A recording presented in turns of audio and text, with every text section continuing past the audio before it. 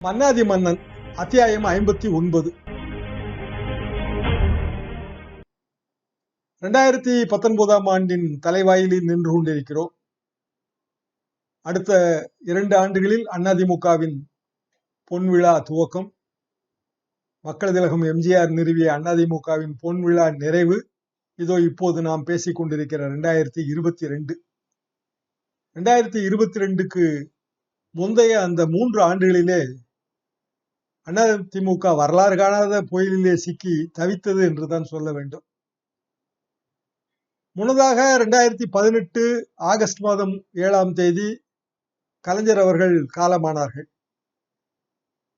காலமெல்லாம் தீய சக்தி என்று வர்ணித்த கலைஞர் எம்ஜிஆர் அவர்களின் அரசியல் எதிரி, ஆனால் 40 ஆண்டு கால நண்பர். அதே போல ஜெயலலிதா அவர்களின் அரசியல் எதிரி. ஆக தமிழ்நாட்டிலே 3 பெரிய ஆளுமைகள் இல்லை. மக்கள் திலகம் எம்ஜிஆர் 87, ஜெயலலிதா அவர்கள் 2016 டிசம்பர், கலைஞர் அவர்கள் 2018 ஆகஸ்ட். இப்படியான சூழ்நிலையிலே திரு எடப்பாடி பழனிசாமி, திரு ஓ பன்னீர்செல்வம் தலைமையிலான அந்த இரட்டை தலைமையிலான அதிமுக ஆட்சி நடந்து கொண்டிருந்தது. கலைஞரின் தொகுதி திருவாரூர். 180 நாட்களுக்குள் திருவாரூரில் தேர்தல் நடத்த வேண்டும் என்ற ஒரு விதியை காட்டி 2019 துவக்கத்திலே அதிமுகவுக்கு ஒரு அதிர்ச்சி. 2019 ஜனவரி மாதம் 28ஆம் தேதி திருவாரூர் இடைத்தேர்தல் என்று அறிவிக்கப்பட்டது. முன்னதாக திருப்பரங்குன்றம் தொகுதியிலும் அது காலியாகத்தான் இருந்தது. ஆனால் அது குறித்த வழக்கு நடந்து கொண்டிருக்கிறது. எனவே அதற்கு தேர்தல் அறிவிக்க முடியாது என்று தேர்தல் ஆணையம் கூறியது.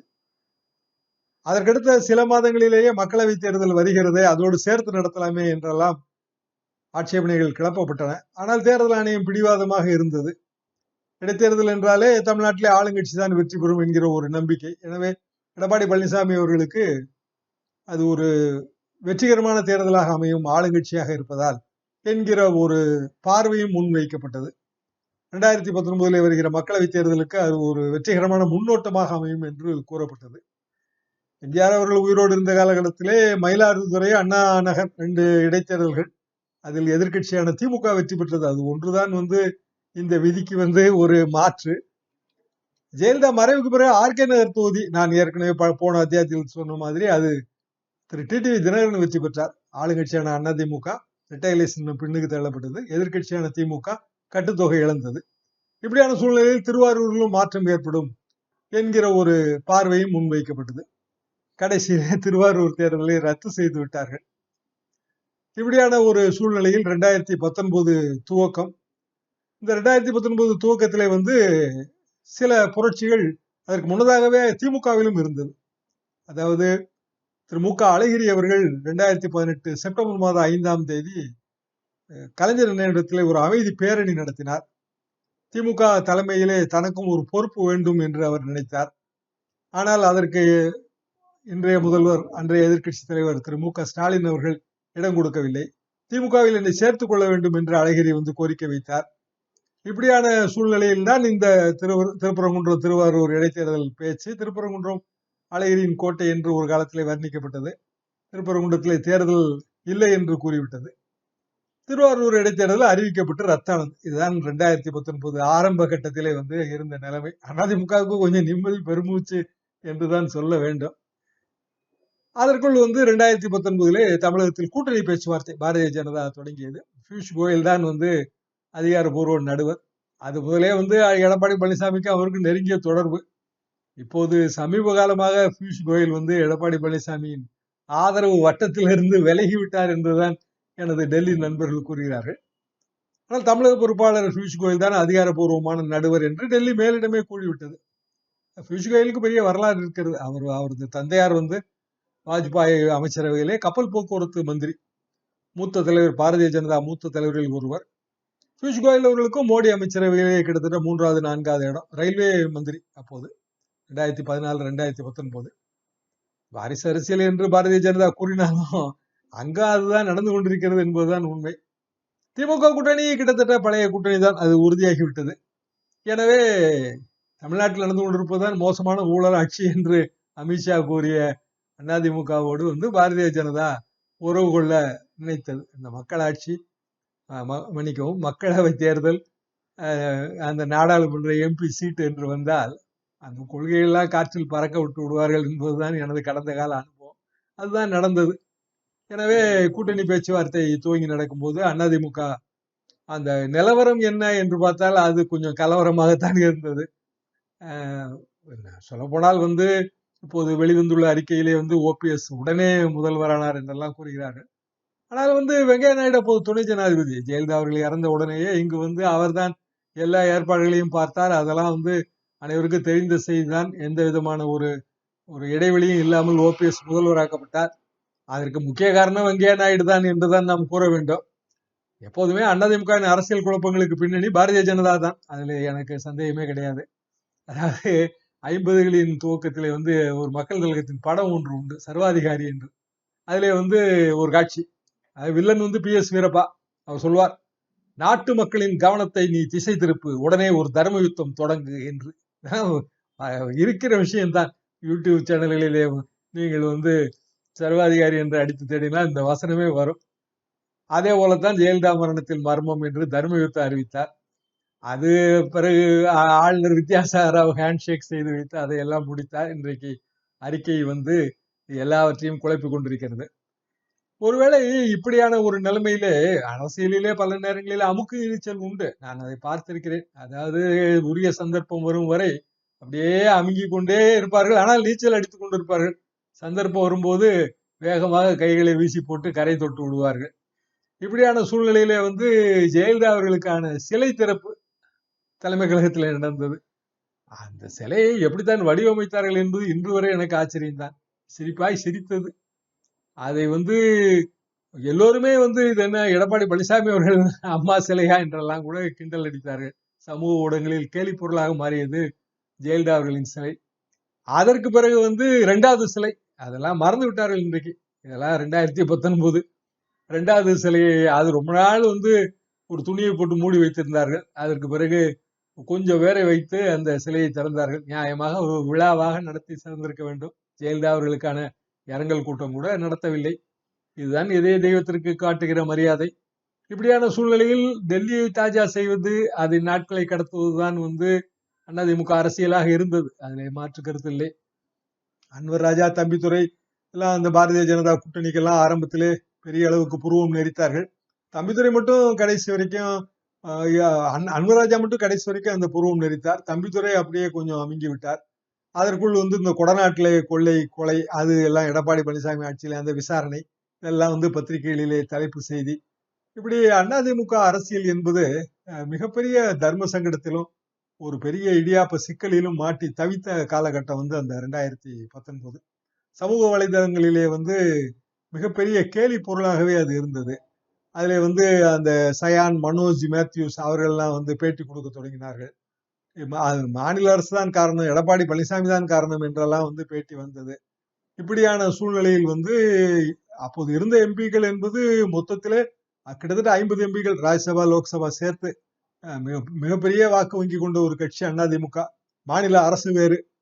இப்படியான ஜெயலலிதா அவர்களின் அந்த தைரிய லட்சுமி இமேஜ், அதை சுத்தமாக அழித்து எடுத்தார்கள் என்பதுதான் உண்மை. அப்போது இந்த பொங்கல் பரிசு, அதாவது 2019 ஜனவரி 14 பொங்கலுக்காக பொங்கல் பரிசு திட்டம் அறிவிக்கப்பட்டது. 1000 ரூபாய் ரொக்கம். 1000 ரூபாய் ரொக்கம் என்பது மக்களுக்கு மகிழ்ச்சியாக தான் இருந்தது. இந்த பொங்கல் பரிசு திட்டத்தை துவக்கி வைத்தது திமுக தான் 2006. 2011 அதிமுக ஆட்சி வந்த பிறகு அந்த திட்டம் முதலில் கைவிடப்பட்டது. அப்ப 2013 தான் மீண்டும் தொடங்கப்பட்டது. 2011, 12 2 ஆண்டுகளிலுமே பொங்கல் பரிசு கிடையாது. அனைத்து குடும்ப அட்டைதாரர்களுக்கும் அதை மாற்றி இலவச அரிசி பெறும் அட்டைதாரர்களுக்கு தலா 1 கிலோ பச்சரிசி, சர்க்கரை, ஒரு கரும்பு துண்டு, 100 ரூபாய் ரொக்கம். இதுதான் ஜெயலலிதா முதலில் 2013 அறிவித்த பொங்கல் பரிசு. அது கொஞ்சம் கொஞ்சமாக கூடி 2019 பொங்கல் பரிசு அனைத்து குடும்ப அட்டைதாரர்களுக்கும் 1000 ரூபாய் பொங்கல் பரிசு பொருள். 2019 ஏப்ரல் மேயிலே தேர்தல் வரும் என்பது கணக்கு. அது பொங்கல் பரிசு தொகுப்பு வழங்குவதற்கு மட்டும் 257 கோடி ரூபாய் நிதி. அதிலே பெரிய ஊழல். அந்த 1 கிலோ பச்சரிசி, சர்க்கரை ஆகியவற்றில் 50 கிராம் 60 கிராம் குறைந்தே இருந்தது. 252 மெட்ரிக் டன் அதிலே மட்டும் வெளிச்சந்தைக்கு போனது. முந்திரி, உலர் திராட்சை, ஏலக்காய் அதெல்லாம் வெளிச்சந்தையிலே அதிகபட்ச விலையே இவ்வளவுதான் ஆனால் வந்து இது தரம் குறைந்தது, அப்படியெல்லாம் பல குற்றச்சாட்டுகள்.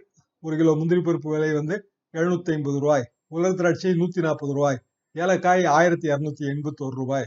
ஆனால் இங்கு வந்து 20 கிராம் முந்திரி 15 ரூபாய் என்று போட்டிருந்தார்கள். 20 கிராம் உலர் திராட்சை 2 ரூபாய் 80 பைசா, 5 கிராம் ஏலக்காய் வந்து 6 ரூபாய் 40 பைசா, பாக்கெட்டுக்கு 30 ரூபாய். ஆனால் இதுல வந்து கணக்கா ஒரு 6 ரூபாய் உதைக்கிறது என்றெல்லாம் பல முறைகேடுகள், பல புகார்கள். கிட்டத்தட்ட இதே மாதிரியான புகார்கள் வந்து திமுக அறிவித்த பொங்கல் பரிசு திட்டத்திலும் வந்தது.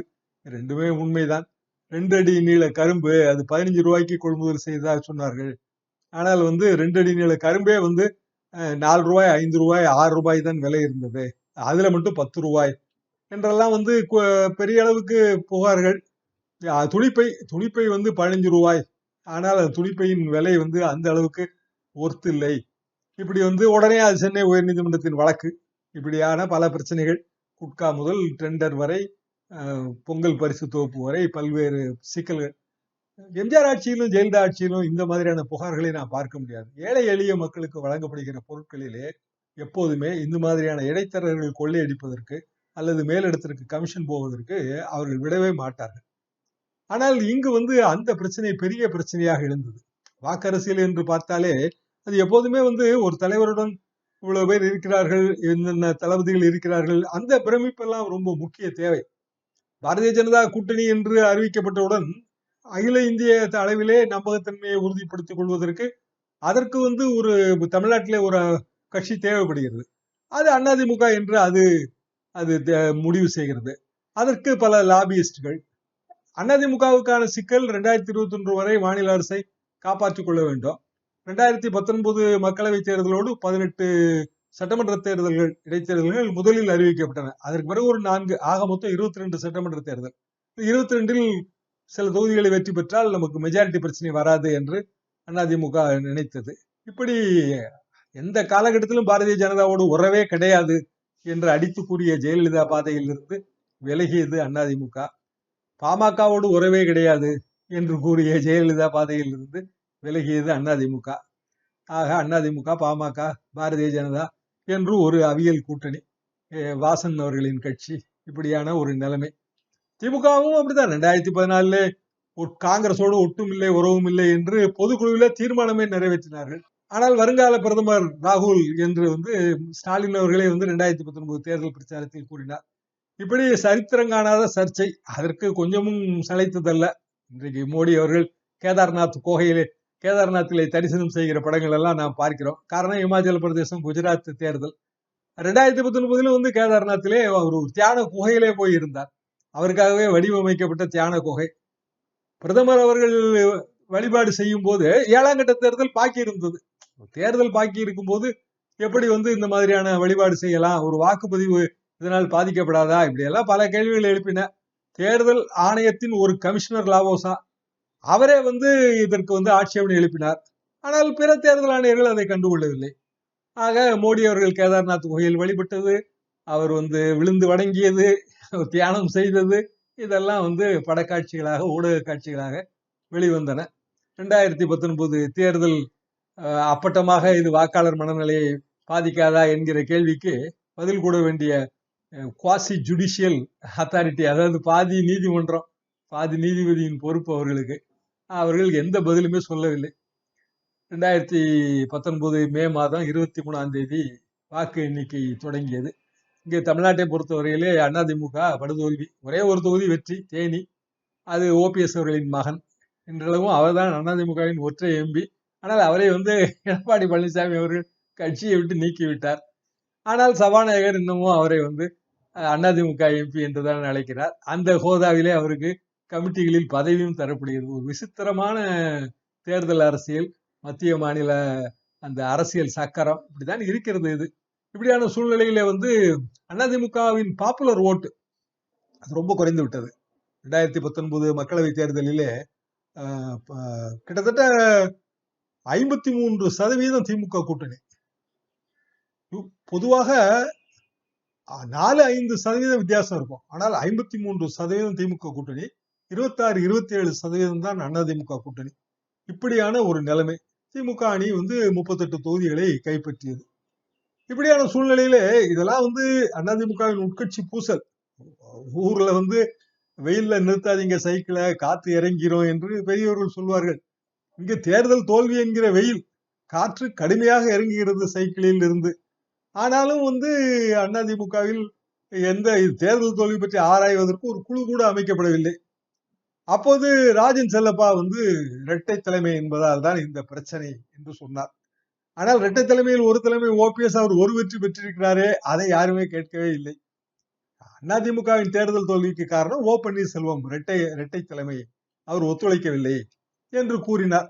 அதிமுகவிலே வந்து இரட்டை தலைமை ராகவானந்தம் பொதுச் செயலாளர், நாவலர் பொதுச் செயலாளர். ஆனால் அது கைவிடப்பட்டது, 86 கைவிடப்பட்டது என்பதுதான் உண்மை. ஜெயலலிதா அந்த இரட்டை தலைமைக்குள் போகவே இல்லை. ஓபிஎஸ் தர்மயுத்தம் தொடங்கி அதற்கு பிறகு அந்த நிபந்தனையுடன் கூடிய இரட்டை தலைமை வந்தது. இதுதான் உண்மை. பாரதிய ஜனதாவின் அழுத்தம் அதற்கு ஒரு முக்கிய காரணம். அப்போது ஓபிஎஸ் முதல்வராக இருக்கும்போது சசிகலா பொதுச் செயலாளர் ஆனார், அதிமுகவின் பொதுச் செயலாளர் 2016 கடைசியிலே. அப்போதும் வந்து இரட்டை தலைமை பிரச்சனையை கிளப்பினார். யார் என்றால் உதயகுமார். இப்போது தேர்தல் தோல்விக்கு பிறகு இரட்டை தலைமை பிரச்சனையை கிளப்பியது யார் என்றால் ராஜன் செல்லப்பா. எல்லாம் மதுரையில் இருந்துதான் இந்த கலக குரல்கள் கிளம்புகின்றன. இரட்டை தலைமை வந்து ஒரு கூட்டு தலைமை சித்தாந்த ரீதியாக அப்படி சொல்கிறார்கள்.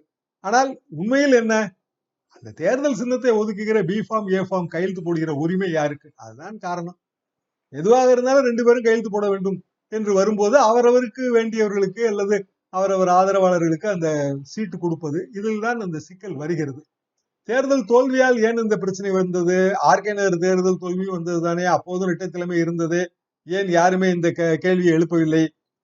இத்தனைக்கும் வந்து மதுசூதனன் நேரடியாகவே ஜெயக்குமாரை குற்றம் சாட்டி அறிக்கையெல்லாம் வெளியிட்டார். 3 வருட ஆட்சி எப்போதும் பாக்கி இருந்தது. பாரதிய ஜனதாவோடு சேர்ந்து பிரச்சனை இல்லாமல் இருந்தால்தான் வந்து அதை ஓட்ட முடியும் என்கிற ஒரு நிலைமை. டிடிவி ஆதரவு எம்எல்ஏக்கள் 18 பேர் தகுதி நீக்கம். எனவே சட்டமன்றத்திலே மெஜாரிட்டி இல்லாத நிலைமையிலே வந்து அதிமுக அமைதியாக இருந்தது. ஆனால் மக்களவை தேர்தலோடு நடைபெற்ற 18 இடைத்தேர்தல்களில் 9 தொகுதியிலே வந்து அதிமுக வெற்றி பெற்றது. வெற்றி பெற்றதால் மெஜாரிட்டி வந்தது. இப்படியான ஒரு சூழ்நிலையிலே மீண்டும் கட்சி பிரச்சனையை கிளப்பினார்கள். ஜெயலலிதாவாக இருந்தால், எம்ஜிஆராக இருந்தால் இந்த பிரச்சனை கிளம்பி இருக்காது. ஆனால் இப்போது ராஜன் செல்லப்பா வந்து இல்லை, இரட்டை தலைமை எல்லாவற்றுக்கும் காரணம், இப்படியான ஒரு சிக்கல், ஒற்றை தலைமை என்று அவர் கிளப்பினார். ஆனால் எடப்பாடி பழனிசாமி அப்படியான பிரச்சனை இல்லை, நாங்கள் எல்லாம் இரட்டை குழல் துப்பாக்கி என்று சொல்லி 2019 இந்த பிரச்சனையை அப்படியே கிடப்பில் போட்டார்கள். அதற்கு பிறகு வந்ததுதான் அடுத்த கட்ட சிக்கல். அது வந்து ஊரக உள்ளாட்சி தேர்தல். உள்ளாட்சி தேர்தல் நடத்துவதிலே அதிமுக அரசுக்கு ஆர்வம் இல்லை. உச்சநீதிமன்றம் வரை திமுக போனது. கடைசியிலே வந்து மாவட்ட பிரிப்பு, அது காரணங்களை எல்லாம் சொன்னார்கள். பிரிக்கப்படாத மாவட்டங்களுக்கு நீங்கள் உள்ளாட்சி தேர்தல் நடத்துங்கள் என்று தேர்தல் ஆணையம் தீர்ப்பு மன்னிக்கவும் உச்ச நீதிமன்றம் தீர்ப்பு கூறியது. உடனடியாக பிரிக்கப்படாத 27 மாவட்டங்கள், அவற்றுக்கு 2 கட்ட தேர்தல், அதாவது ஊரக உள்ளாட்சி தனியாக, நகர்ப்புற உள்ளாட்சி தனியாக. இதுவரைக்கும் அப்படி நடந்ததே கிடையாது. ஆனாலும் அறிவித்தார்கள். இங்கு தமிழக தேர்தல் உள்ளாட்சி தேர்தல் கமிஷனர் அவரும் வந்து அதற்கு ஆமாம் சாமி தான் போட்டார். ஆக 27 மாவட்ட உள்ளாட்சி தேர்தல் அது வந்தது. உள்ளாட்சி தேர்தல் வரும்போது 2019 டிசம்பர் ஆகிவிட்டது. அதிலே வந்து வெற்றி அடைய முடியும் என்பது அதிமுகவின் நம்பிக்கை. காரணம் வந்து ஊரக உள்ளாட்சி தேர்தல் இரட்டை இலைக்கு ஒரு கவர்ச்சியான ஒரு செல்வாக்கு இருக்கிற ஒரு பகுதி. எல்லாமே பஞ்சாயத்துகள், கிராமப்புறங்கள், அது போக பஞ்சாயத்து யூனியன்கள், இப்படியான ஒரு நிலை. எனவே வந்து நம்மால் வெற்றி பெற முடியும், அது 2021 சட்டமன்ற தேர்தலுக்கு உதவியாக இருக்கும் என்று ஒரு கணக்கு போட்டார்கள். இதுல வந்து அப்போதே என்ன பிரச்சனை ஆயிற்று என்றால், பொதுவாக இந்த வாக்கு சதவீதம் கணக்கு போடும்போது கூட்டணி கட்சியெல்லாம் சேர்த்து தான் நாம் வாக்கு சதவீத கணக்கு போடுகிறோம். ஆனால் அதுக்கு வெயிட்டட் ஆவரேஜ் என்று ஒரு முறை இருக்கிறது.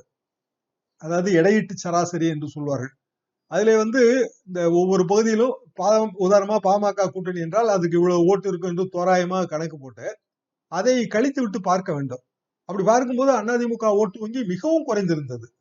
நாங்கள் கணக்கு போட்டு பார்த்த போது 15% இருந்தால் ஆச்சரியம் என்றுதான் நான் எல்லாம் நினைத்தேன். அதாவது எடப்பாடி பழனிசாமி, ஓ பன்னீர்செல்வம் தலைமையிலான அதிமுக இரட்டை இலை சின்னத்தோடு 15-16% இருந்தால் ஆச்சரியம் என்பதுதான் என் கணக்கு.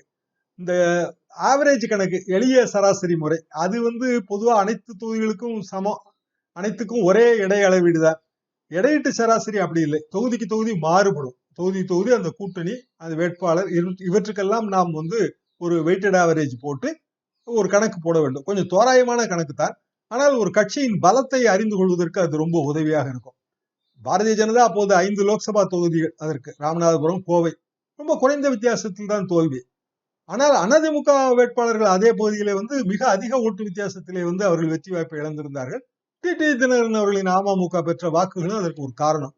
அதே போல அதிமுக அமைச்சர்கள் கிட்டத்தட்ட 30 பேர், ஓபிஎஸ் தவிர மீதி அனைவருமே அந்த எம்பி தொகுதிக்கு உள்பட்ட அவரவர் சொந்த தொகுதி இருக்கு அல்லவா, அவரவர் வந்து ஒரு சட்டமன்ற தொகுதிகளை போட்டியிட்டு வெற்றி பெற்றிருப்பார்கள், அவர்களது சொந்த தொகுதி. அது வந்து ஒரு எம்பி தொகுதியின் 6 தொகுதிகளில் ஒன்றாக இருக்கும். அதிலே பெற்ற வாக்கு சதவீதத்தை பார்த்தால் மிகவும் குறைவு. 30 அமைச்சர்களின் சொந்த தொகுதியிலும் 30 அமைச்சர்களின் சொந்த தொகுதியுமே தோற்று போனது. அதுல வந்து வாக்கு சதவீதமும் பழைய, அதாவது 2016 ஜெயலலிதா காலத்து வாக்கு சதவீதத்தை விட குறைவாக இருந்தது. முதலமைச்சர் எடப்பாடி பழனிசாமி அவர்களின் சொந்த மாவட்டம் சேலம், சொந்த தொகுதி எடப்பாடி, அவர் வாக்களித்த ஓட்டு சாவடி, அதில் கூட வந்து அதிமுக தோற்று போயிருந்தது. ஆனால் இதையெல்லாம் புரிந்து கொள்வதற்கு அதிமுகவின் தலைமை மறுத்தது. அதுதான் இதில் உள்ள சிக்கல். ஓபிஎஸ் நிலைமையும் கிட்டத்தட்ட அப்படித்தான். அவர் வென்றது போடி தொகுதி, ஜெயலலிதா வந்து 1988 89 ஜெயித்தது. அதில் மட்டும்தான் வந்து அதிமுகவுக்கு கூடுதல் வாக்கு இருந்தது. மற்றபடி அந்த பெரியகுளம், அதிமுகவின் கோட்டை, எம்ஜிஆரே நின்று போட்டியிட்ட இடம் ஆண்டிப்பட்டி, அதில் கூட வந்து வாக்கு கிடைக்கவில்லை. ஆனாலும் பிற தொகுதிகள் வாக்குகளை வைத்து ஓபிஎஸ்ஸின் மகன் ரவீந்திரநாத் அவர்கள் அந்த தேனி எம்பி தொகுதியிலே வெற்றி பெற்றார். இப்படியான ஒரு நிலைமையிலே அதிமுக 2019 கடைசியிலே போய் சிக்கி கொண்டது என்பதுதான் உண்மை. அதாவது அதிமுகவின் தலைமைக்கு எதிரான ஒரு அலை இருந்து கொண்டுதான் இருந்தது. அது மோடி எதிர்ப்பு அலை என்று மட்டும் நாம் சொல்ல முடியாது. ஓட்டு வங்கியை வந்து அதிமுக இழந்துள்ளது. இப்படியெல்லாம் அரசியல் விமர்சகர்கள், நாங்கள் பத்திரிகையாளர்கள் கருத்துக்கள் தெரிவித்தோம். ஆனால் அப்படியான கருத்துக்களை ஏற்றுக்கொள்ள அதிமுக தலைமை மறுத்தது. எம்ஜிஆர் அவர்கள் காலமாக இருந்தால், ஜெயலலிதா அவர்கள் காலமாக இருந்தால், இந்த மாதிரியான செய்திகள் வரும்போது உடனடியாக கூப்பிட்டு விசாரிப்பார்கள். நேரடியாக விசாரிக்காவிட்டாலும் நமக்கு வேண்டிய நண்பர்கள் மூலமாக கேட்டு அறிவார்கள். நாம் என்னென்ன புள்ளி விவரங்களை வைத்திருக்கிறோமோ அதை வாங்கி செல்வார்கள். அதை அவர்கள் ஆராய்ந்து பார்ப்பார்கள், தலைமை ஆராய்ந்து பார்க்கும். அப்படியான ஒரு முயற்சியில் கூட அதிமுகவின் இரட்டை தலைமை ஈடுபடவே இல்லை. அவ்வளவு தூரம் போவானேன், கட்சிக்குள் கூட தோல்வியை ஆராய்வதற்கான ஒரு குழுவை அமைத்து அந்த குழு கூட வந்து ஆய்வு நடத்தவில்லை. இதை விட பெரிய விஷயம், எல்லா கூட்டணி கட்சிகளுக்கும் ஒரு இடம் என்று பிரதமர் மோடி அவர்கள் அறிவித்தார்கள். அந்த ஒரு இடத்தை கூட அதிமுகவில் பெறுவதற்கு ஒரே ஒரு எம்பி தான். அந்த ஒரு எம்பி மந்திரி ஆயிருக்கலாம், அல்லது வந்து யாராவது ஒரு ராஜ்யசபா எம்பி மந்திரி ஆயிருக்கலாம். அதற்கு கூட அதிமுகவிலே ஒற்றுமை இல்லை. ஆக தமிழ்நாட்டுக்கு கிடைக்க வேண்டிய அந்த ஒற்றை மந்திரி அதுவும் போனது. இப்படித்தான் வந்து அதிமுகவின் நிலைமை இருந்தது. இதை வந்து வெறும் உட்கட்சி பிரச்சனை என்று கருத முடியாது என்றெல்லாம் கூறினோம். அப்போது காவிரி பிரச்சனை, இப்போ காவிரியில இப்போது லட்சக்கணக்கிலே தண்ணீர் வந்து கொண்டிருக்கிறது, கன அடி தண்ணீர் வந்து கொண்டிருக்கிறது. ஆனால் அந்த 2019 அந்த வேளாண் சீசனுக்கு காவிரி நீர் வந்து பற்றவில்லை, வறட்சி, காவிரி நீர் தர முடியாது என்று கர்நாடகம் வந்து கைவிரித்தது. ஆனால் அடுத்த கட்ட நடவடிக்கையை பற்றி எந்த கவனமுமே செலுத்தவில்லை. ஆண்டுதோறும் வந்து 177.25 டிஎம்சி தண்ணீர் வந்து நமக்கு தர வேண்டும். இப்போது கிட்டத்தட்ட 350 400 டிஎம்சி இந்த தடவை மழை நீர் வந்ததால் வந்து வந்திருக்கிறது. 177 டிஎம்சி தண்ணீர், அது உச்ச நீதிமன்றத்தின் தீர்ப்பு. அதை கூட வந்து அவர்கள் தரவில்லை. ஜூன் மாத ஒதுக்கீடு வந்து கிட்டத்தட்ட 10 டிஎம்சி, அதாவது 9.19 டிஎம்சி ஒவ்வொரு மாதந்தோறும் அந்த அளவு வரவே இல்லை. காவிரி மேலாண்மை வாரியத்தின் கூட்டம் நடக்கிறது, அதுல வந்து தமிழ்நாட்டுக்கு தர வேண்டிய தண்ணீரை தரவில்லை. ஏன் தரவில்லை என்று நாம் தமிழகம் சார்பிலே புகார் தெரிவிக்கும் போது, கர்நாடகத்திலே எங்களுக்கு ஹேரங்கி, ஹேமாவதி, கபினி நீர் இருப்பு இவ்வளவுதான் இருக்கிறது, கேஆர்எஸ் அணையில் வந்து இவ்வளவுதான் இருக்கிறது, எனவே வந்து உடனடியாக ஜூன் மாத தண்ணீர் தர முடியாது என்று மறுத்து விட்டார்கள். இங்கு வந்து குறுவை பாசனம் எதுவுமே தொடங்கவில்லை, டெல்டா பகுதியிலே தொடங்கவே இல்லை. காரணம் வந்து அரசியல் தலைமை அது ஸ்ட்ராங்காக இல்லாவிட்டால், பலமாக இல்லாவிட்டால் பிரச்சனை தான். முன்னதாக அதற்கு முன்பு நடந்த ஸ்டெர்லைட் துப்பாக்கி சூடு, இன்றைக்கு வெளிவந்துள்ள அறிக்கை எல்லாமே வந்து அந்த அரசியல் தலைமையின் பலத்தை காட்டுகிறது அல்லது பலவீனத்தை காட்டுகிறது என்றுதான் நான் நினைப்பேன். இத்தகைய சூழ்நிலையிலே இந்திய அரசியலில் ஒரு திருப்பம் ஏற்பட்டது. நீண்ட நெடுங்காலமாக பிரச்சனையாக இருந்த அயோத்தி ராமர் கோயில் பிரச்சனை சுப்ரீம் கோர்ட்டால் ஒருமித்த தீர்ப்பு. ஒருமித்த தீர்ப்பு வழங்கி அயோத்தியில் ராமர் கோவில் கட்டுவதற்கு அனுமதி தரப்பட்டது. அதாவது 2019 நவம்பர் மாதம் 9ஆம் தேதி அந்த தீர்ப்பு வெளிவந்தது. அதற்கு பிறகு கொஞ்சம் பாரதிய ஜனதா ஒரு ஆதரவு நிலைப்பாடு அதெல்லாம் இருந்தது. எனவே அதிமுக பாரதிய ஜனதா இதை பயன்படுத்தி 27 மாவட்ட தேர்தல் நடத்தலாம் என்றும் ஒரு அரசியல் கணக்கு. அந்த அரசியல் கணக்கின்படி 27 மாவட்டம், அதாவது 27ஆம் தேதி 30ஆம் தேதி 27 30 2019 டிசம்பர் மாதம் இதுல 27 மாவட்ட ஊரக உள்ளாட்சி தேர்தல் 27 மாவட்ட ஊரக உள்ளாட்சி தேர்தல் என்று அறிவிக்கப்பட்டது. அதிமுக பெரிய வெற்றி பெறும் என்று கணித்தார்கள். ஆனால் எங்களுக்கெல்லாம் சந்தேகம் தான். ஏன்னா திமுக எதிர்கட்சி, 10 ஆண்டு காலமாக எதிர்கட்சி. ஆனால் ஒரு அதிருப்தி இருக்கிறது, தலைமை பலவீனமாக இருக்கிறது. இப்படியான சூழ்நிலையில் வெற்றி முழுமையான வெற்றி கிடைக்குமா என்றெல்லாம் பல்வேறு டிவிகளிலே கருத்துக்களை எடுத்து வைத்தோம். கடைசியிலே முடிவும் அப்படித்தான் ஆனது. இன்னும் சொல்ல போனால் பல்வேறு பத்திரிகைகள் திமுகவுக்கு அது பிரம்மாண்டமான வெற்றி என்றுதான் வர்ணித்தன. அதிமுக இடங்களை பெற்றது, அதை நாம் மறுக்க முடியாது. ஆனால் ஆளுங்கட்சிக்கு இணையாக அல்லது சில இடங்களில் அதற்கும் கூடுதலாக இடங்களை பெற்றது திமுக. மறைமுக தேர்தல், எனவே கவுன்சிலர் பதவிகளிலே வெற்றி பெற்றாலும் கூட ஆளுங்கட்சி தன் பலத்தை பயன்படுத்தி அந்தந்த பகுதியில் இருக்கிற சேர்மன் பதவிகளை கைப்பற்றியது. அதை ஒரு வெற்றியாக நம்மால் எடுத்துக்கொள்ள முடியாது. 2021 தேர்தல் எந்த களத்தை நோக்கி போகிறது என்பது 2019 இறுதியிலே நடைபெற்று 2020 ஜனவரி மாதம் ஓட்டுப்பதிவு 2020 ஜனவரி மாதம் 2020 ஜனவரி மாதம் தேர்தல் முடிவுகள் வெளிவர தொடங்கின. அப்போதே அதை புரிந்து கொள்ள முடிந்தது. ஆக 2020 மோசமான ஆண்டாகத்தான் இருக்கும் என்று நாங்கள் கணித்தோம். இப்படியான சூழ்நிலையில் 2020 2021 இந்த 2 ஆண்டுகளிலே ஏற்பட்ட பல்வேறு மாற்றங்கள் அதிமுகவின் இன்றைய நிலைமைக்கு அது அடிகொலின. அதாவது 2020 ஆரம்பத்திலே உள்ளாட்சி தேர்தல் தோல்வி வந்தது. அதற்கு பிறகு பல்வேறு பிரச்சனைகள், அந்த குடியுரிமை சட்ட திருத்த மசோதா நிறைவேற்றம், காஷ்மீர் தனி, அதெல்லாம் அரசியல், காஷ்மீர் தனி மாநில அந்தஸ்து ரத்து, இதெல்லாம் இந்திய அரசியலில் ஏற்பட்ட மாறுதல்கள். இதை தொடர்ந்து பல்வேறு சிக்கல்கள். அதை ஒட்டி கொரோனா அலை தொடங்கியது. கொரோனா அலை தொடங்கி அந்த கொரோனா அலை முடிகிற காலகட்டத்திலே தேர்தல் வருகிறது, 2021 தேர்தல். இதற்கிடையிலே அதிமுகவில் 2 மாறுதல்கள் ஏற்பட்டன. அதாவது 2017 செப்டம்பர் மாதம் பொதுக்குழு மூலமாக ஒருங்கிணைப்பாளர்கள் தேர்ந்தெடுக்கப்பட்டார்கள். ஒருங்கிணைப்பாளர் மற்றும் இணை ஒருங்கிணைப்பாளர் 5 வருடம் அவர்களுக்கு பதவிக்காலம் 2022 செப்டம்பரில் முடிவடைய வேண்டும். இப்படியான சூழ்நிலையிலே 2021 அதாவது தேர்தலுக்கு பிறகு, சட்டமன்ற தேர்தல் தோல்விக்கு பிறகு ஒற்றை ஓட்டு 2 பதவி என்கிற அந்த முறை கொண்டு வரப்பட்டது. மீண்டும் எடப்பாடி பழனிசாமி, ஓ பன்னீர்செல்வம் ஆகியோர் ஒருங்கிணைப்பாளர்கள். இந்த மாதிரியான ஒரு இது தொடங்கியது. இதற்கு முன்னதாக 2021 நடைபெற்ற பல்வேறு அரசியல் சம்பவங்கள், அந்த தேர்தல் தோல்வி, ஆட்சி மாற்றம், இவையெல்லாம் தான் இதற்கு காரணமாக அமைந்தன. அதற்கு பிறகு ஏற்பட்ட அரசியல் மாற்றங்கள், ஓபிஎஸ்ஐ கட்சியை விட்டு நீக்கியது, எடப்பாடி பழனிசாமி இடைக்கால பொதுச்செயலாளராக தேர்ந்தெடுக்கப்பட்டது, அது குறித்த வழக்குகள். அதிமுக இன்றைக்கு எந்த விதமான ஒரு தலைமை பொறுப்பும் இல்லாமல், இன்னும் சொல்ல போனால் தேர்தல் ஆணையத்திலே பதிவேட்டுகளின்படி அதிமுகவில் இருக்கிற எல்லா பொறுப்புகளுமே 2022 செப்டம்பரோடு காலாவதியாகிவிட்டன. அதிமுகவின் எதிர்காலம், மக்கள் தலைவர் எம்ஜிஆர் அவர்கள் நிறுவிய அந்த மாபெரும் கட்சியின் எதிர்காலம் என்பது உச்சநீதிமன்றத்தில் இருக்கிறது என்பது ஒரு வேதனையான விஷயம். அப்படியான சூழ்நிலையில் மன்னாதி மன்னனின் நிறைவு அத்தியாயத்தை நோக்கி நாம் செல்கிறோம். மீண்டும் நிறைவு அத்தியாயத்தில் சந்திப்போம். நன்றி, வணக்கம்.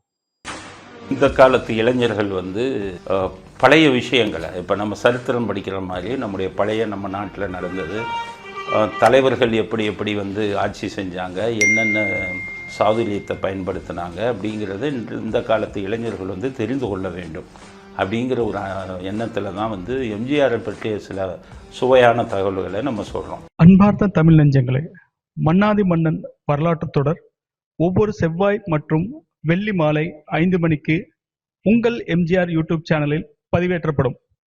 காண தவறாதீர்கள். சேனலை சப்ஸ்கிரைப் பண்ணிட்டீங்களா? பண்ணலனா மறக்காம சப்ஸ்கிரைப் பண்ணுங்க. சப்ஸ்கிரைப் பட்டனையும் பெல் ஐக்கானையும் உடனடியாக கிளிக் பண்ணுங்க.